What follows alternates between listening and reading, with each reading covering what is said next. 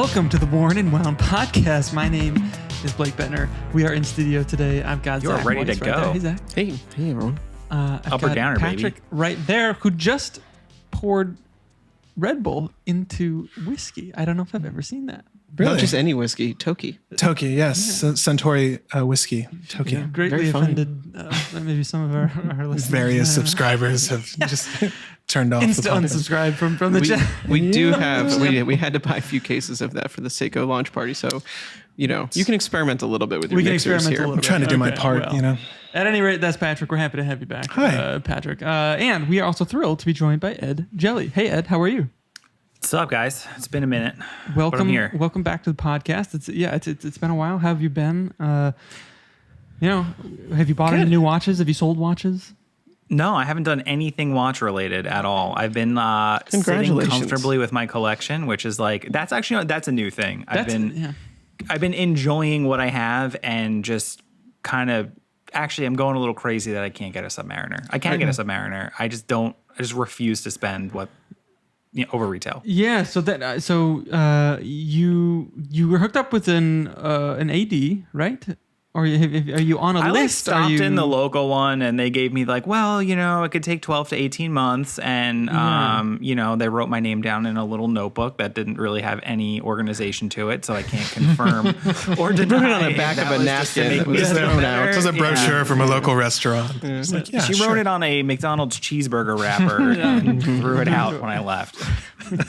Well, I don't know. But then it came. Did you get the call, or is that what you're saying? Or no? That was 4 months ago. I think I got to do a pop in. How's it going? I'm a live person who has been here twice. Mm-hmm. I don't want to play the game. You hear horror stories. I had a pretty good experience. They didn't laugh me out of the store like some people say. I also didn't go in there demanding that they sell me a Submariner today. So who knows? It's just crazy. Yeah. Well, we'll see. You got to pay for that watch in time. If you don't suffer for at least 12 to 18 months. I mean, did you even earn it? I'm starting to run a cost analysis based on how much time I've been shopping on the forums versus have I wasted enough time equal to the amount over retail that they're currently going for, This gets if confusing. I spend the next 12 months. That sounds like a logarithmic function. It's very complicated. Yeah. Well, I mean, you're in an envious position because you are in a state that you're happy with your watch collection. You get to enjoy your watches, and isn't that what we're all satisfaction? I mean, what is that? Right? I'm impressed. Yeah, we're always frustrated by something that we're trying to get or something like that. But I'm glad to hear that, and I'm glad to hear that. I'm glad to have you back on the podcast. Ed, what are you wearing on your wrist? I'm wearing a very timely watch based on what we will be discussing on the podcast. Okay. Are we video guys right now?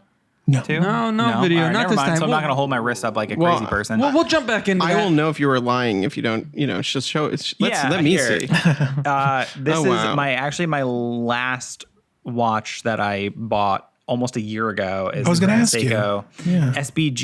Sbbn045, and that thing's been pretty cemented to the wrist. So this is a watch that just recently got an update, if I'm not mistaken. It's not funny. A true update though. It's it might is be it a replaced. replacement? Yeah, I just talked about it on Weekend Watches, but I wasn't sure if I didn't want to say concretely if this was a replacement because it is a different case. It's closer to those automatics that came out. Okay. With slightly different hands, and they moved the date, I think.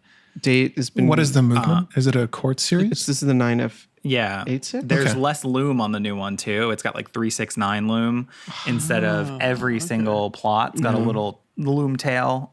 They moved the crown to 4. They moved the date to 4, so they're in line. The case is different. It doesn't have those polished edges anymore. It's got more brushing on it. And no twisted lugs, right? Yeah, no twisted lugs, and it's a little thicker, which is, I don't know, it sounds a little goofy to me. Yeah, I mean, I'll put this out there. If you've been looking at the one that Ed has or the similar one, probably don't wait too much. You think it's going to go up in value?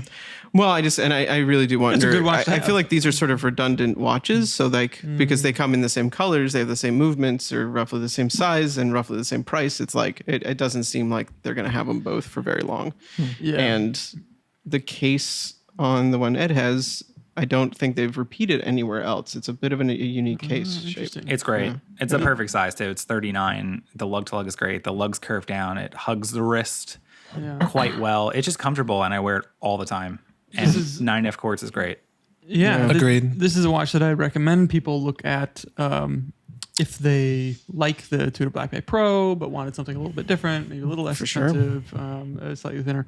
And like magnitude's more accurate if you're going to be. And magnitude's more accurate, exactly. So sorry to jump the shark there.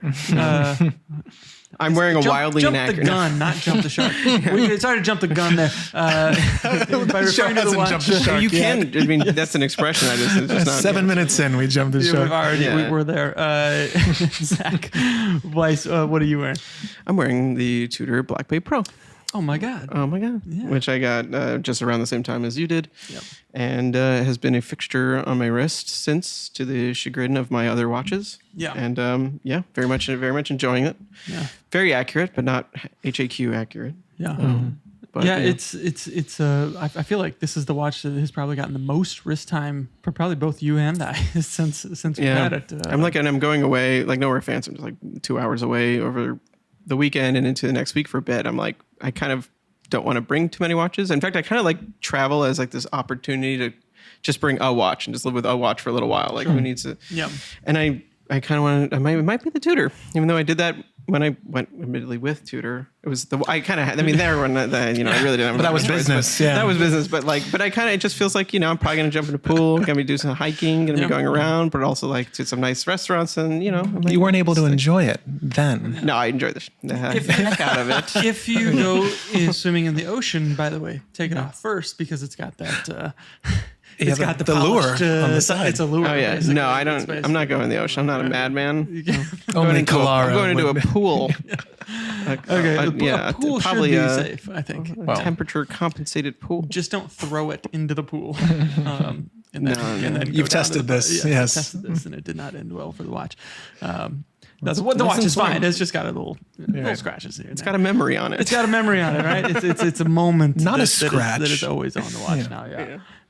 Patrick, what are you wearing? For the first time. I'm not wearing my Grand Seiko. But it's funny because I was going to comment, like, they make a good 38, 39 millimeter case. Like Grand Seiko's sub 40 millimeters are all perfect in my opinion. But I am wearing another Seiko. This is a Seiko Sbbn045. This is the modern tuna, as people call it. But it's their Prospex Marine Master, saturation diver.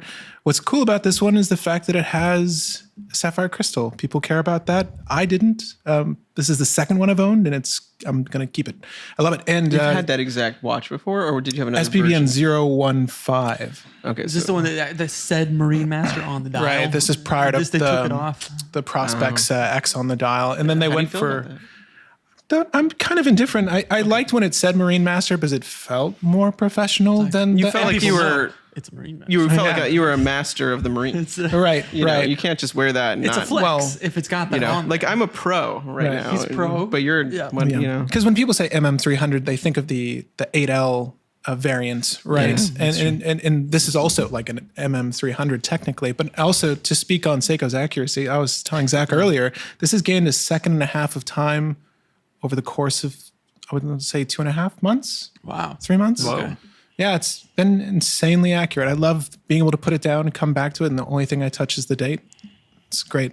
Very cool. 7C. 7C movement. I love it. It's a great looking watch. Yeah. And again, this is it's a full-sized tuna, and the case tapers so dramatically on that. Like it's really like a conical shape. Yeah, it is. It's dramatic. You notice it for sure. And no shiny surfaces either. So it's perftly and no shiny. So ocean safe. Ocean safe. Just I don't know those screws. They got some facets on them.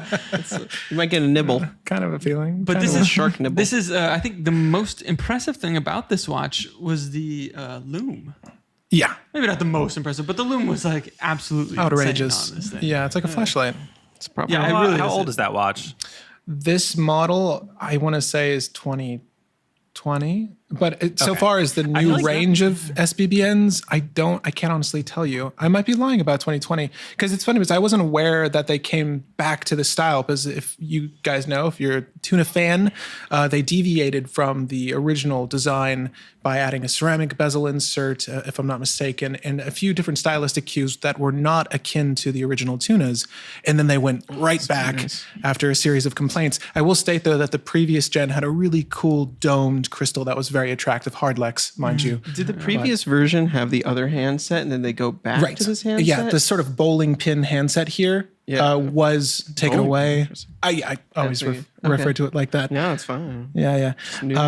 I don't know when they came out with this variant though. Big arrow hour hand. Right. It's terribly hard to say. I had one of those watches, but it wasn't this. It was the, I don't even remember. I reviewed it at some point, but it had like that monster arrow hour. But it was ubiquitous with the rest of the Prospects line, and I think they were trying to bring it into the family, but it hurt this watch because this is an icon. In my opinion, this is an icon. And luckily, the only thing that didn't change was the 7C movement because it's fantastic. Dude, you're going to get some good workout. Bicep. Yeah, size wearing this thing. I have to switch the wrist periodically throughout the week. It's fun. I noticed that the clasp, I remember the clasp used to be titanium, and I think this one's steel. I think they used to use a titanium mix the clasp. metal? Yeah. I could be talking on my butt here, but the metal. Wow. And mix the metal. Very smooth bezel. Yeah. This is a fun watch. Very different from the everyday tuna I have. Mm-hmm. But yeah, the severe taper is really appealing to me for some reason. It's very UFO-y. Yeah, it is. Yeah, and it's a little my arm is tired. I have to take that bracelet on there. It's like, it's fun. I've seen people do like the shark mesh look. Looks really cool. You've got good options with that. Nylon strap is good. Yeah, definitely good options. Literally, like the Tudor Blacklight Pro. I would say one of my criticism I would levy at it. It's just that it's a heavy watch. Like that. Yeah. It is like I feel like I'm putting on a titanium watch now after putting that thing on. Oh really? Yeah. No. This is like so light. Every time I feel like it's heavy, I'll just borrow your watch for like a minute. They were wrong. I was listening to Kat and Catlin on their podcast, and the most recent one. Yeah, the finale. Penultimate. Yeah, I'm only halfway through it right now because they had like work stuff going on today. God. Work should stop for the time. Yeah, but Catlin was wearing a snowflake, and they were going on about how they didn't like titanium, which I found very bizarre. I've had this conversation with Kat offline. Yeah, we have very opposing views on. Yeah, they're like, it makes no sense. That's what. It makes sense. It's lighter. It's a snowflake. They literally call it the snowflake. But I think she was starting to come around maybe on because she liked snowflake a lot. And I think her point was like when you're wearing other watches and then you put that on, it's the like Pelagos or this which one like. Well, she had the snowflake Grand Seiko. Oh god! This whole time I thought, and the handset of You got Tudor brain. I got Tudor brain. Tudor on the mind. But then she's like, but if you just like start the day and put that on the first thing, and that's all you wear, and you appreciate it. You appreciate when you're wearing the watch, and at no point are you annoyed at it. Mm-hmm. And it's a subtle thing, but the light watch, the fact that the temperature of titanium is different than the temperature of steel. I've deep dived on this. I do think if you like, you could replace titanium with steel and everyone would be fine. You can't replace like precious metals because they kind of have other things going on. But steel, I don't know. I mean, I didn't know that this was a thing that people didn't like titanium. Like they said that, I was like, what? Yeah. No, I've seen that. People think it feels cheap because it's light. All right. What are your thoughts, Ed? Do you own a titanium watch? No, I don't own a titanium watch. I did have a light watch problem though. This is going back. Problem like you couldn't resist with buying? Tight watch? Right. No, I bought my Speedmaster like 5.5 years ago, and that was like my first like luxury, whatever quotes, watch.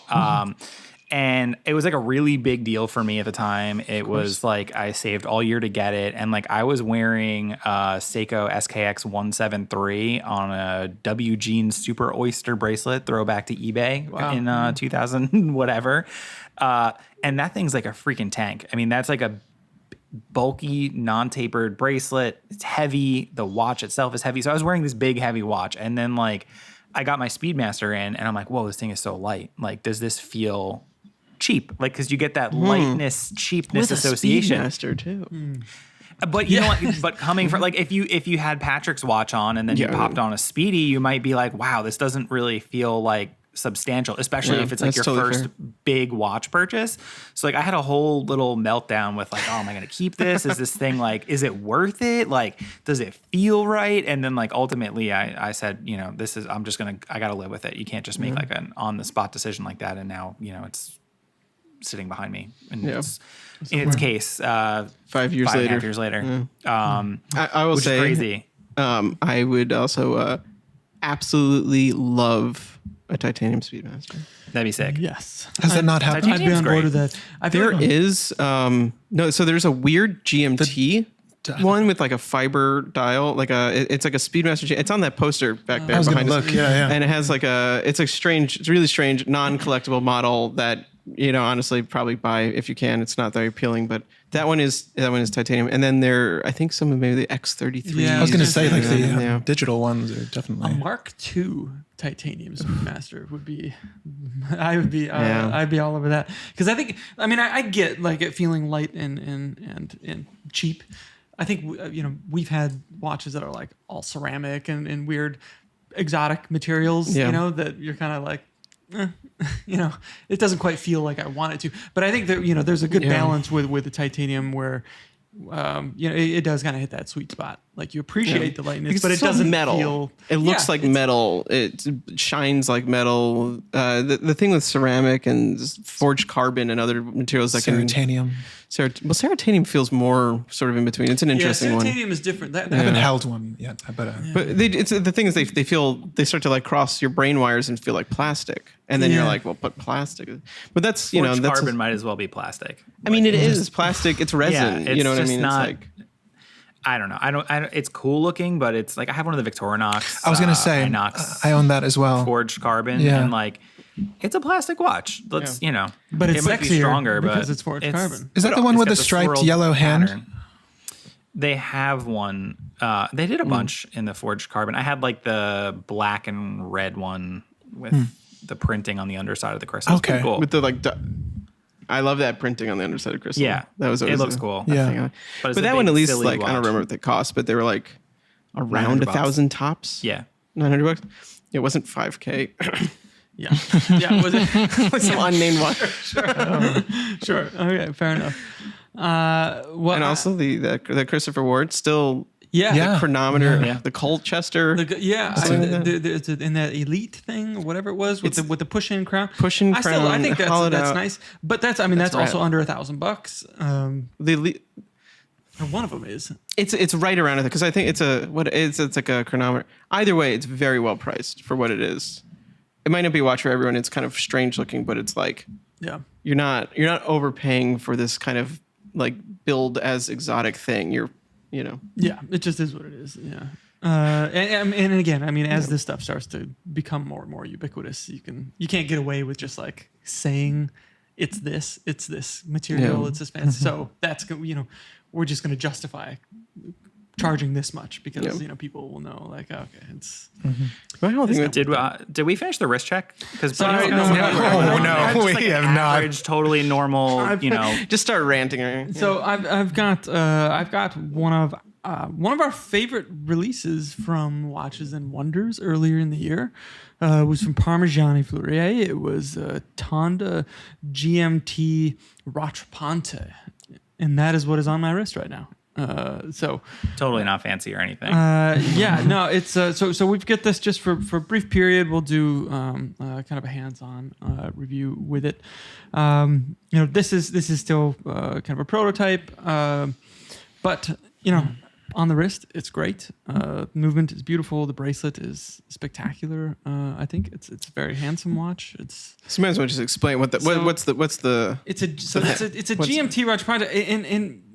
I feel like when you say that, I don't know what comes to your mind, but I don't know. Like if somebody just handed me this and explained it to me, I don't know if that's what I would call it. Yeah. Well, as American layman's, rattrapante just means split seconds, but it really doesn't mean that at all. It's like that's literally not what the word means. It means like fly back, like No, it's like to return. Yeah, to return. And that is what it is. So there is only there's an hour hand and a minute hand. There's no seconds hand.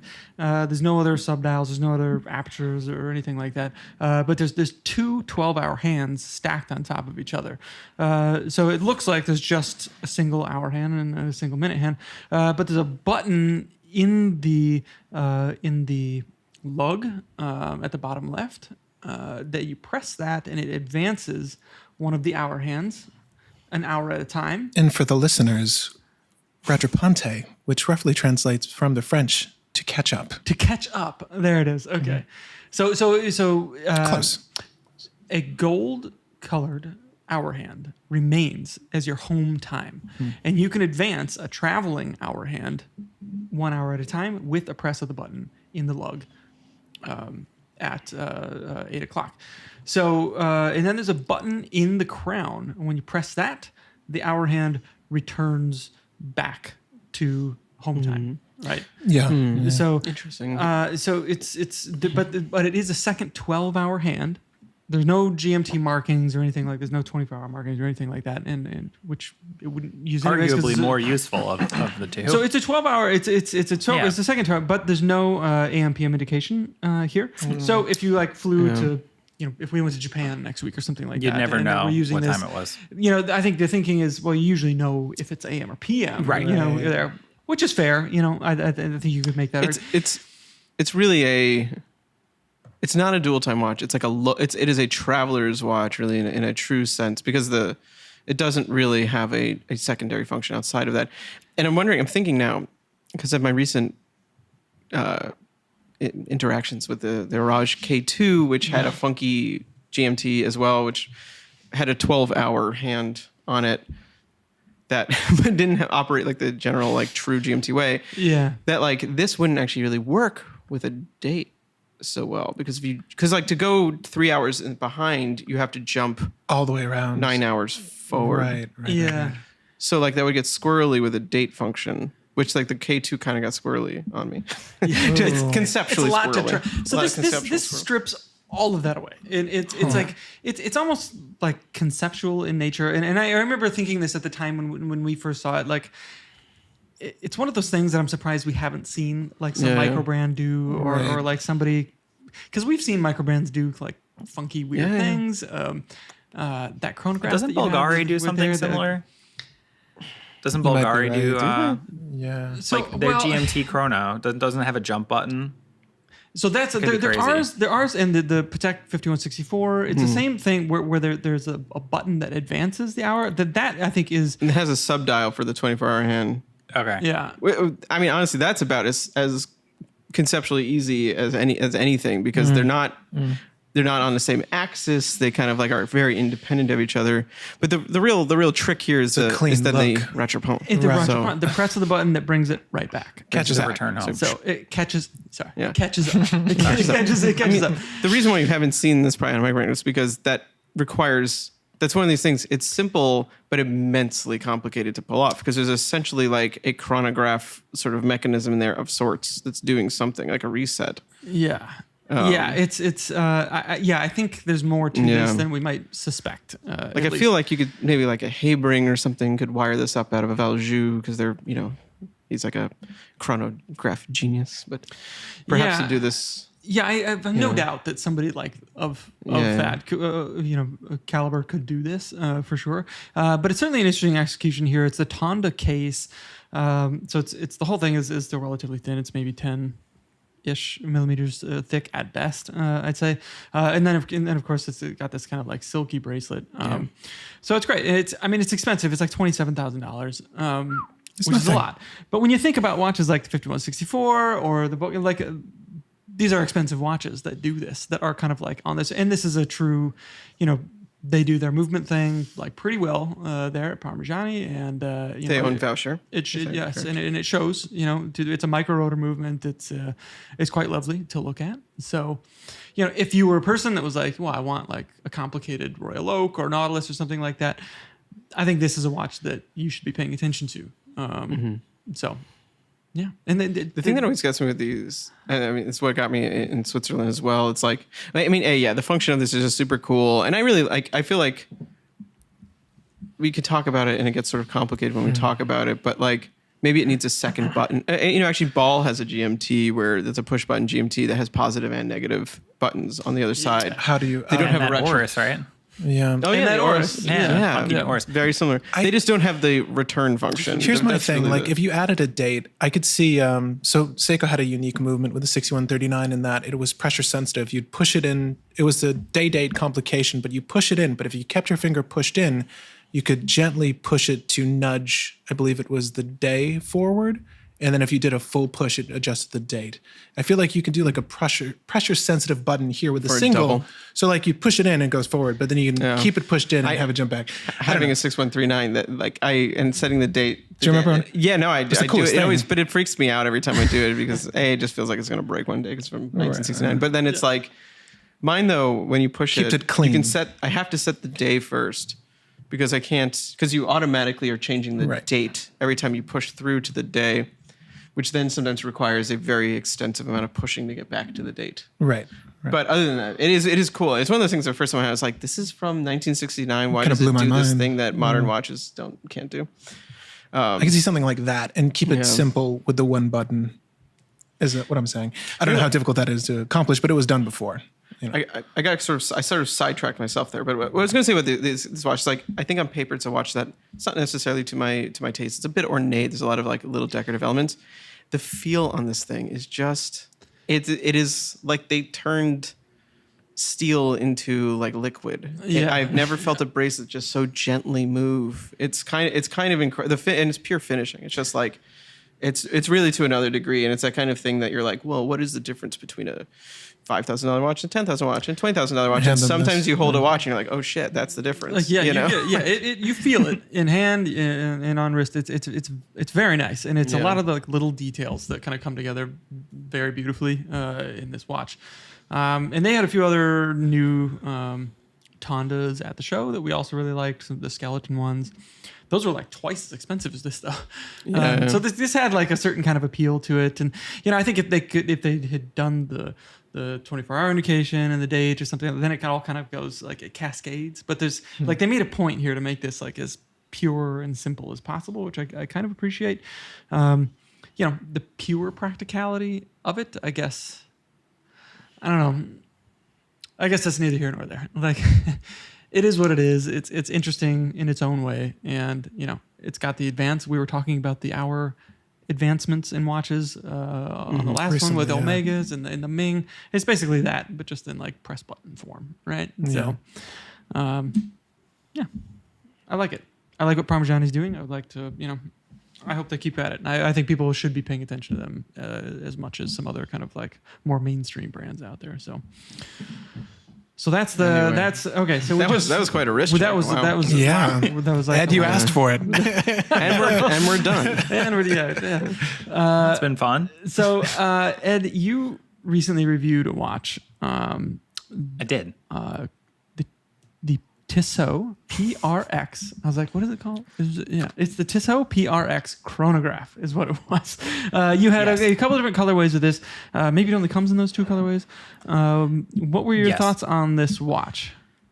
My first impressions, like when I took it out, like I was excited to get it in because they look really nice. Like they're very nice looking, handsome, well finished, well equipped watches, especially for the price. They come in at like $1,700 or $1,750. That is with a Swiss automatic chronograph. That price is outstanding. I honestly, in my mind, figured they were $2,500 at least. Especially given the movement decoration. And then you see $1,750, you're like, oh, snap. Yeah. It's just big. I had an issue with just kind of how it wore and how it felt, which is a shame because it was a really great looking watch. My wrist is like 6 3/4. I have a Speedmaster that wears great. I have no problem with a Seiko SKX. Mm-hmm.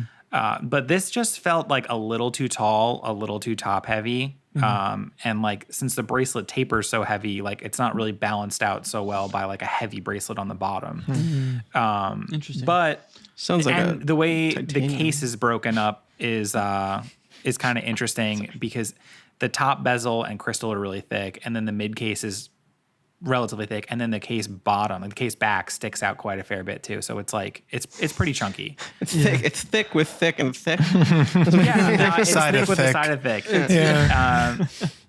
It looks good on your wrist, by the way. I'm looking at it. It looks good. Yeah. It's just, it's if I had like a 7.5 inch wrist, I think it would be perfect. Yeah. You know what's crazy? It's the same thickness as the BlackBerry Pro.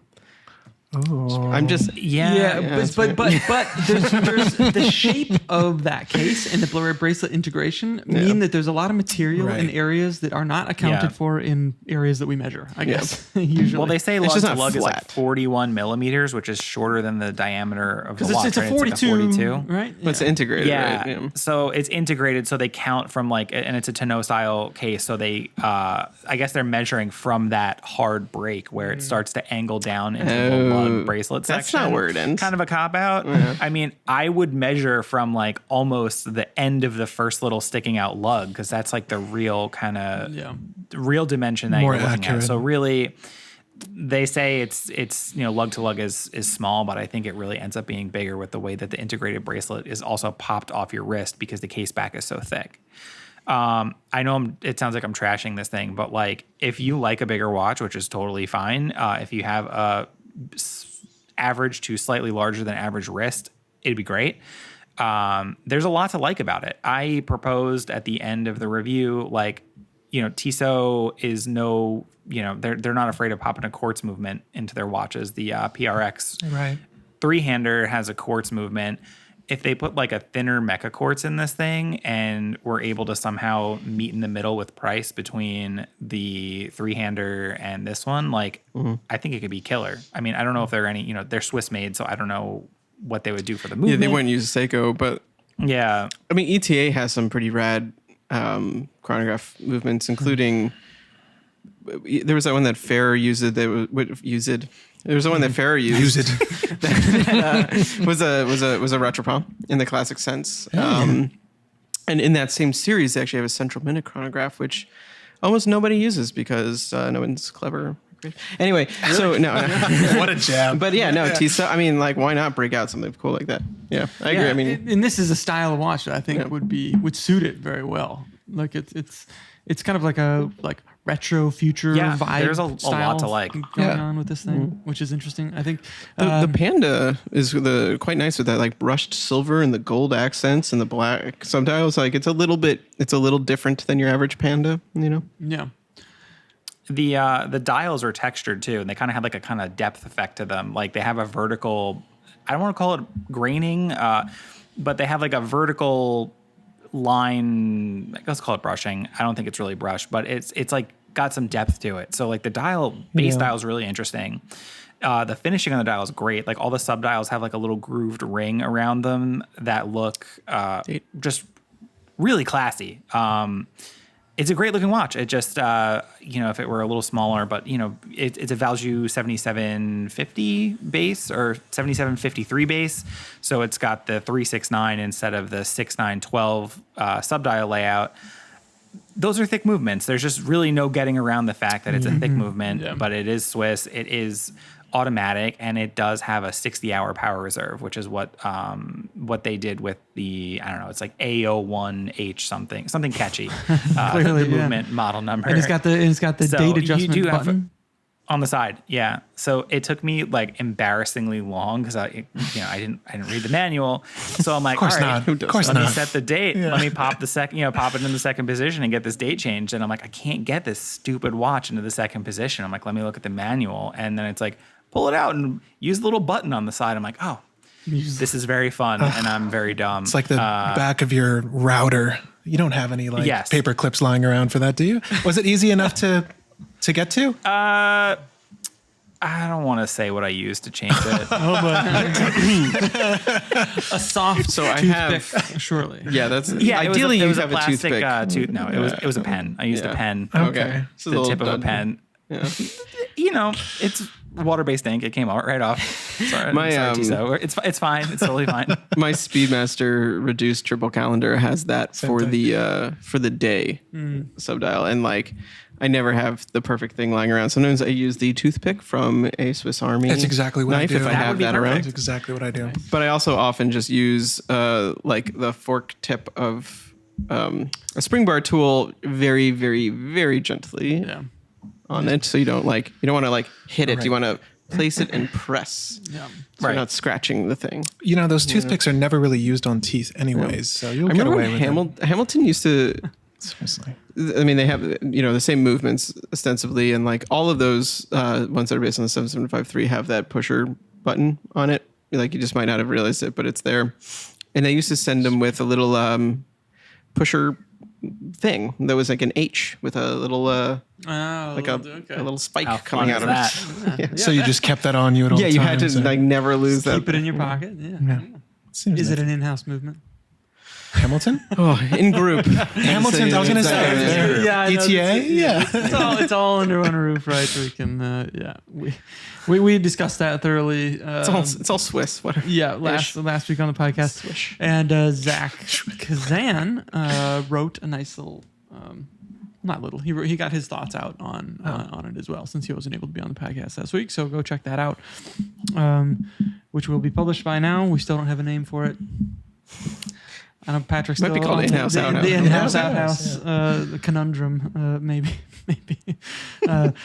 No, I think this watch is interesting, and the Tissot Prx. I think this Parmigiani has a little bit of the same thing, where the bracelet integration kind of creates like this, where the bracelet starts, kind of going down onto your wrist is very, very wide compared to like, I think you're used to thinking to just like the lug span, and then the width of the bracelet or a strap is 20 millimeters, and that's what the width is when it starts going around your wrist. But it's different with these. Like it might be like 35 millimeters or something, where at a wide point. And it's the same with the Tissot, that before it starts to kind of like taper down. Wild. So it has this like kind of bracelet-y feeling, like the whole thing, like a piece of jewelry almost. I also go so far as to say like anything with like a male end link, like once you put that male end link in there, you have to almost measure from where those end. Yeah. The PRX, the way it integrates in the bracelet, it's going to start to bend right at the case, which is, I would think preferable. Yes, certainly. Yeah, so you can,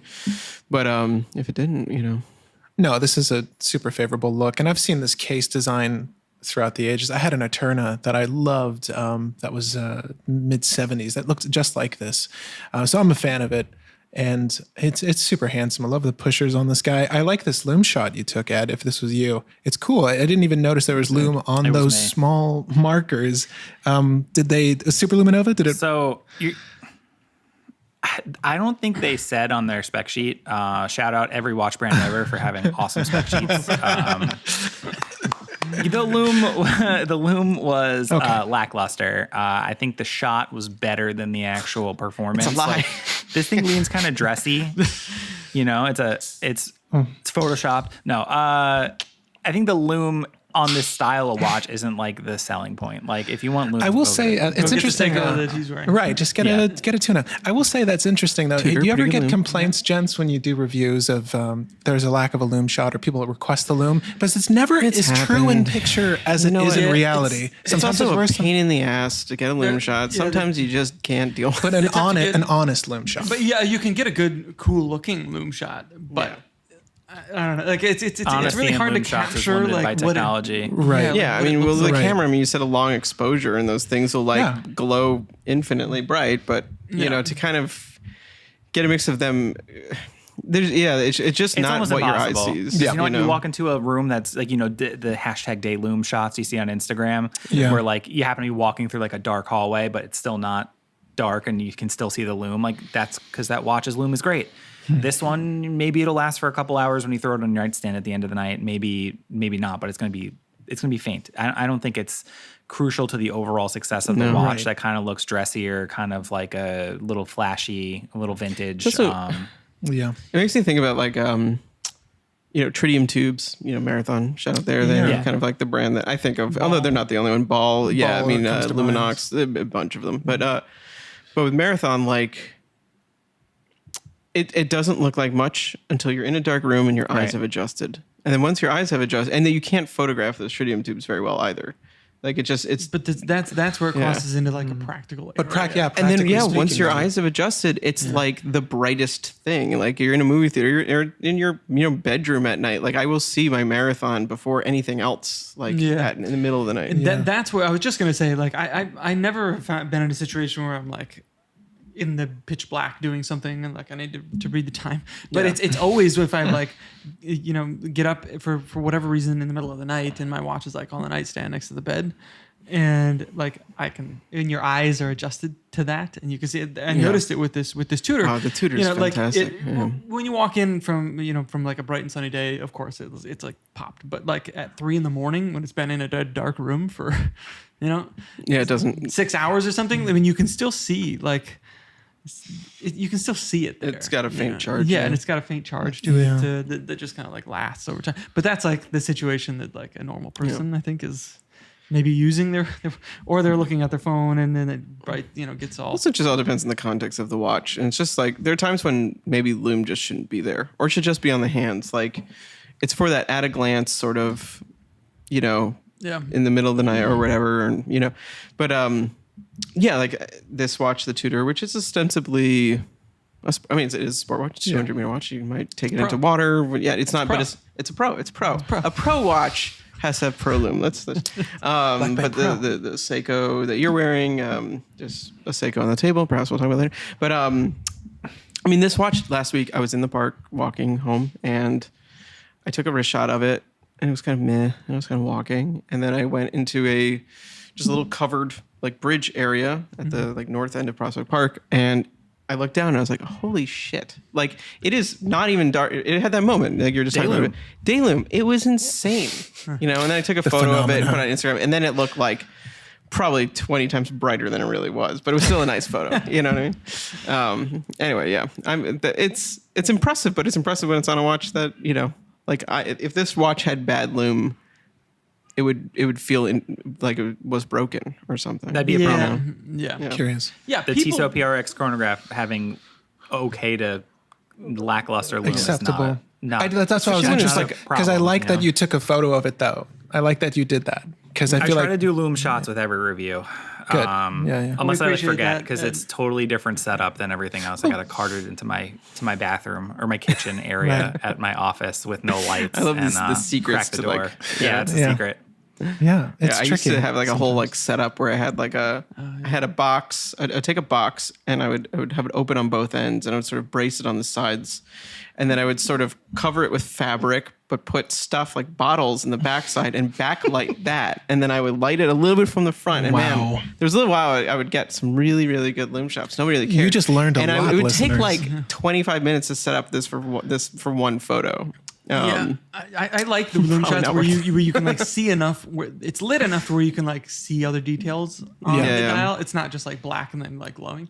Kat does these really well. She's got a few really nice ones. That Mark II Speedmaster, she has a really beautiful Lume shot on her feed. But it's like that you can still see everything on the dial, but it's like kind of dark, and then the things are coming. Yeah, which is like exactly the Unreal sort of. Yeah, you're never like getting that. Yeah, I don't know. But it's a beautiful shot. Nice. It's good photography. It looks good. It's drama. Yeah, it's entertainment. We're here for a good time. We're here for not an accurate time or a long time. Not an accurate time. Or a long, unless you're treating or tubes. Lume time. Yeah. Speaking of accurate time, I have a Seiko Spb 149 in front of me. Oh my God. That is always Why'd on you go there? 10. Sorry, I couldn't help it. Ed was complaining about the accuracy of his. You have a 143, I think? I do. Yeah. You still have it though, right? Oh yeah, I love it. It's still great, right? It's great. It's fantastic. Has it ever made you so late to something that you were like, this damn watch?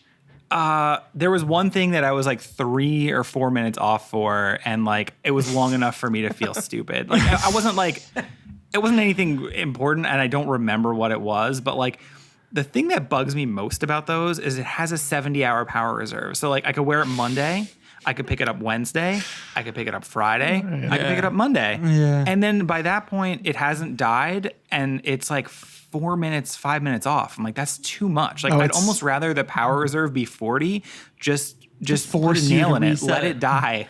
Right. Yeah. So it's inaccurate the reset. For a long time, is what you're saying. Yes.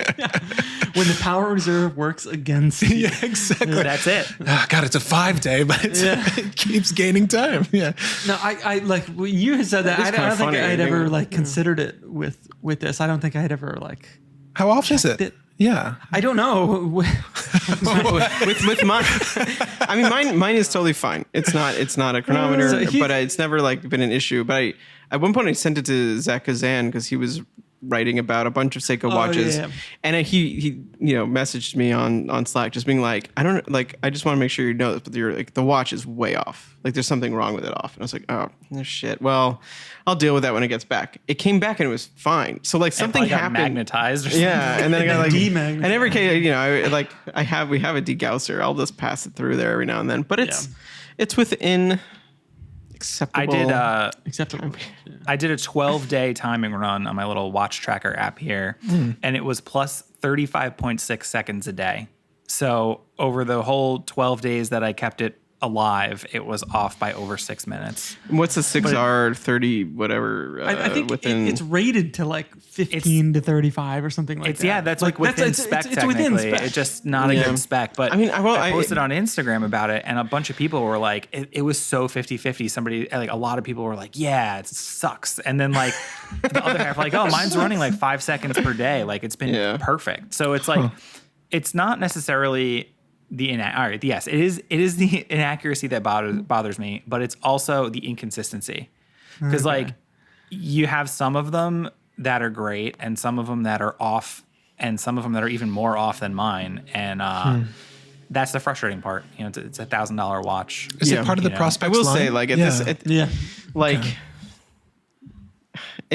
just is a matter of competitive, feature sets. Like, I feel like they just that should be tightened at this point. I mean, you really can easily get a chronometer for $800 to $1,200. Just look at Christopher Ward. Yeah. Especially if they're branching this Prospects into like, okay, this is a more premium version of very this much watch. Premium. Like that should go along with it, right? Yeah. They just have to. Really and it's so funny because it's like all Grand Seikos are so hyper accurate, and I know there's separate brands and there's separate factories and whatever, but it's not like a concept they don't care about, and like they even have spring drive Prospects, which are like they weren't always separate. They go from 6 to like the 6R series to plus minus 15 seconds a day, which are in reality a month. Spring drive is plus minus 15 seconds a month, which is like under a second a day. So it's like. Yeah, I don't know. Maybe with 4R you can get away with it. That's like a hyper affordable mechanical movement, no matter how you look at it. 6R. Let's tighten that up. It's a different story. Draw the line. And we have the watches are so cool. The watches are beautiful. I still love this. And we have a review in the works of a Spb 313, 315. Those newer watches, and they have the same movement. So I will make a point to do some timing measurements of that one to include in there. But a watch that is coming out or is coming out. I don't know. This is airing next week. Works. What's that date going to be? The 17th? Yeah, we're good. The 7th. Okay. That's what date it is right now, of course. So these are coming on the 15th officially, I believe. I mean, they've already been announced, but they're like will be available on the start. We've introduced it on the site. This is a Citizen Fujitsubo. Oh, the Barnacle. Oh, the Barnacle. Oh, the Promaster diver. Promaster diver. Those are the nicknames. The Challenge diver. The Challenge diver. Okay, so this is a titanium case watch that feels to me like, I know that this is based on a historic, like this feels like very much in the same vein as the Seiko. Visually, it's pretty similar. Of course, this is kind of like adhering to a watch from their back catalog. Again, this is a titanium case. It's got kind of like it's a lot of the similar design features, I would say. Kind of big blocky hour hands. It's got the Mercedes hour hand, which is interesting. And then that's accurate to the original, which is it is too. Yeah. Why do you say that's interesting? Can only Rolex use the Mercedes hand? What I kind of actually, what's interesting about it? What is the hollow bit underneath it? Yeah, I do like that a lot because it floats there. It's very easily noticeable. I don't know if you've seen these in person, Ed. Let me switch over to my Patrick cam. This is the second closest thing you can get. What is the true origin of the Mercedes hand? I guess is the question. It's pretty cool, right? It is cool. There's like and is Mercedes okay? Is Mercedes okay with it? Is Mercedes okay with it? Yeah. Do they know? Yeah, I don't know. It'd be funny if they're just like, wait, what? I don't know. I was listening to the Worn and Wound podcast the other day, and I just found out that Rolex has been ripping us off for 50 years. Meanwhile, every CEO has like a Legion, and they're like, wait. Oh, look at that. It does look like our logo. No wonder I like it so much. Yeah, exactly. So I'm trying to find the original article. We have this by Stoff. Okay. It's the, when you like me and thought Mercedes hands were named so because of the logo of the car manufacturer, well, you're wrong. It's actually a nod to the famous Mercedes Gleitz who swam the English Channel and tested a Rolex oyster around her neck in the 1920s. You guys didn't know that? Yeah. But it still looks You like learn the something Mercedes new logo. every day on the Worn and Wound podcast. But her name was Mercedes, so that's Was just she a named real after big the car? her name was Mercedes. So this hand looks like this swimmer? That is somebody's trolling the internet with that. That's like a fake Wikipedia entry. Yeah, that's how Rolex Maybe gets not. around the copyright. No, we totally named it after this woman who also happened to be named the same thing as your Okay, brand. I found the article that Stoff wrote in 2014 about the original version of these, the Citizen 52-0110, which, I mean, miraculously similar looking in design. They stuck to it. Mm-hmm. There's a few more dots on the bezel, but are the hands the same? So the Mercedes hand's the same, but it is not hollowed out after. Actually, interesting. Okay. But I like the hollowed out effect. me too. Since I'm on the computer here, what's the hollow out effect? I think I missed that. Which camera? I'm sorry. Yeah, it shifted hands.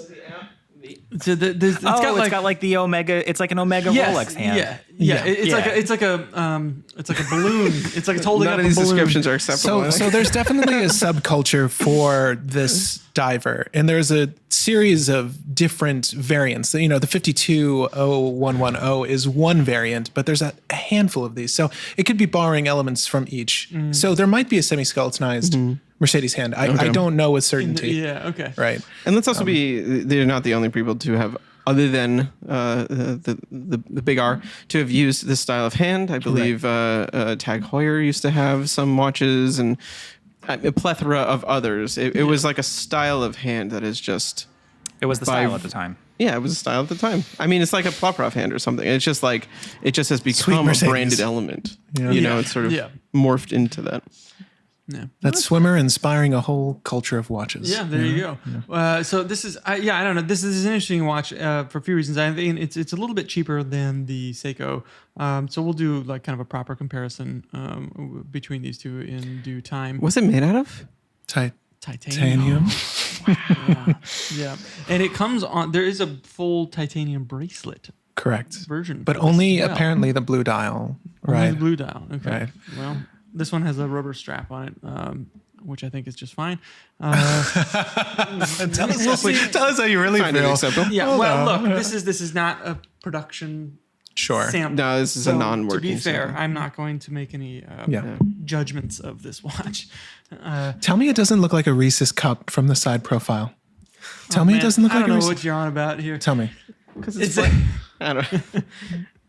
That was sure. I don't know, man. Audience. Or maybe I'm just a big fan of Reese's peanut butter cups. Understandable. But it looks like a Reese's peanut butter cup. Ed, when I showed you the side profile, come on. I think your Seiko might look more like a Reese's peanut butter cup because it's got that same. It's just reversed. And upside down. Yeah, bingo. Yeah. It's about the same size. Scale-wise? It's about the same size Your Seiko as is a Reese's cup. You're wearing a Reese's cup. Stop trying to Coming push soon it to on the the side, a comparison between the Reese's cup and the Seiko. Watches and candy. Yeah. I smell watches. Like, I don't like a Reese's peanut butter cup. Why don't you like a Reese's peanut butter cup? Like the peanut butter in it. I don't really care for that. You're drinking Miller Lite and you're going ham on. Sorry, Classic, sorry, an everyone. American classic Halloween candy. I don't know. I'd take like a Twix or a Baby Ruth. I can agree. Over that. I can agree on those options. Thoughts on These the are all good candies. thoughts on the Citizen though? Sorry. Yeah. What do you think of that, Citizen? Okay. Yeah. Ed, what do you think? Ed can look at it now. 'Cause Ed's not here. no, it's it's a watch. Good description. Citizens are, I like them. I just feel like they look kind of sometimes bizarro world where there's like one or two things that are a little off that just kind of throw it. It's also hard because it's a reissue of a 70s diver, which copied off of late 60s divers, which like are kind of having a thing right now. I mean, I don't know. I think this definitely hits a good market though. Like if, I think this is nice. It's titanium. It's a relatively affordable for what it is. Feature packed. If you want that vintage diver look, but you want modern materials, you don't want Fotina, you don't want patina Lume. This is like a nice modern. It's a really It's a classic. All right, can I say like, and titanium gives it a titanium. I mean, legitimately makes it that is nice because it is going to be very lightweight. This one does not have a movement in it, so it's exceptionally lightweight. But but it will have basically. I think it has the 90-15 in it, which is now a proven movement, very thin, very accurate. I don't know. I think this is going to be just a very popular watch. Do you think I feel like we've turned the corner on the like yellowed Lume stuff? Yeah. Not that I was ever like that offended by it. I feel like it was used sometimes like to better effect than others, but I feel like we're beyond that now. I don't mind where we are. We knew what. Hey man, but some people will say some people have gone crazy for what it is, like what counts as this sort of faux patina. It got to a point where C3 Lume, which is like the original or one of the classic superluminova colors, which is that sort of pistachio green sort of a color, was then being written off as faux-tinaed. And the reality is C3 is is the brightest glowing to the human eye because green is the color that you register best. So it's actually like the best Lume and it looks great. Yeah. I actually prefer it often to white Lume because like white Lume sometimes with like steel surrounds sort of looks colorless almost, I mean, it's white, but it's like the green looks like Lume. And on a dive watch, it's like, I want to know it's Lume. I don't know. Yeah, I don't mind there being other colors there, but I think there was a clear like people were going for a look to make it look like. You mean like the Omega trilogy? So they'd be like brown. They would kind of like go into this like brownness or like tan aged radium. Yeah, and certainly Omega's done, and I think it looks good in some of the applications that they've done it, but I feel like I'm seeing less of it now from places that I would have maybe expected to see it like 5 years ago. You know what I mean? Yeah. So I don't mind it when it's used as a color in like a sense of it being a part of a palette. Yeah. And it's an option. It gives you warmth. It creates, sometimes you don't want white because it'll sort of disappear. Sometimes green is just not, ideal. So you go towards the kind of khaki colors. Yeah. A watch I have some experience with that I quite like it on. Yeah, exactly. Like the Zenith Chronomaster original with the inverse panda dial has warmer Lume on. Yeah. And I think it looks really nice because it contrasts the whiter elements there. Yeah. But I think that you look at it and it doesn't feel like it's trying to come off as like. I don't even know what you call this. This walks a fine line. Marshmallow. This is the black. This is the Black Bay Pro that we're talking about here, and I commented on this in the review. It's toasted. They're all like it's a consistent color across. Even the date is not white. Yeah, is it banana? Would you call it inside of a banana? It's inner banana peel. It's a little green, maybe a plantain. Okay. I'm plantain. Yeah, ripe or not quite ripe plantain. Yeah. The color of this Miller High Life. Yeah. Oh yeah. No. The base color of it. Yeah. High Life beige. It's eggshell. I think we were saying this before, and something we were doing ecru. I think this is the fancy word for that. You pay more for a crew, but I think it works here, and it doesn't make me think, oh, this is trying to look like an old watch. Like I don't get that vibe from it. But I really like there's some warmth to it. Yes. You know what I mean? It's not too sterile. And it's consistent throughout the entire dial on all the elements. So I think it looks nice, and it doesn't look like overbearing in a certain way. It's a very unique shade, I guess, that the whole dial is. But I like it. I think it works there. I think it works. All right. What are your thoughts on all this? Let us know. I want to give a shout out to our friend Jose, who is Prosway, Prosway on Instagram, a watchmaker, who let us know we were talking about the date change last week, and he sent me a video of a watch that has a safety that won't allow the date to be changed at midnight or within a certain time. What's the movement? The watch has a, let's see here. Foolproof. Well, he said this watch has a safety, but if it didn't, the little finger on the brass wheel at the top would break off, and then the date wouldn't change on its own during normal use. So he's got a video posted of this on his Instagram feed, so go check it out and give him a follow. He posts lots of great things from when he's working on watches. And a genuinely nice guy at that. Okay. That is our episode this week. Ed, thank you for joining us. It's always great to have you here. Yeah. And, thanks for having me. Always a pleasure. Yeah. And thank you for listening. And until next time, take care. Adios.